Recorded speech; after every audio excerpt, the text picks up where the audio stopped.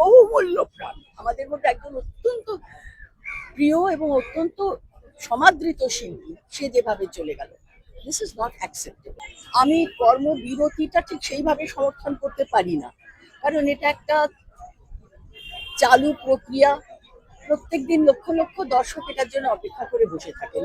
কাজেই পুরোপুরি কর্মবিরতি আমি সমর্থন করি না, কিন্তু এটাও ঠিক যে আমাদের হাতে আর কোনো অস্ত্র নেই। কাজ বন্ধ না করলে যাদের সচেতন হবার, যাদের খরচগুলো করবার, এই নানা ধরনের প্রিকশনস নেবার জন্য একটা খরচ আছে, তো সেটা যাদের করবার কথা তারা করেন। সেই জন্যই কর্মবিরতি, তাদের উপরে একটা চাপ সৃষ্টি করা।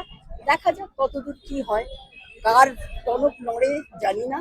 তবে এইরকম ভাবে একটা বহুমূল্য প্রাণ আমাদের মধ্যে একজন অত্যন্ত প্রিয় এবং অত্যন্ত সমাদৃত শিল্পী, সে যেভাবে চলে গেল, this is not acceptable, this is absolutely not acceptable. এবং সেইটার জন্যই এই কর্মবিরতি।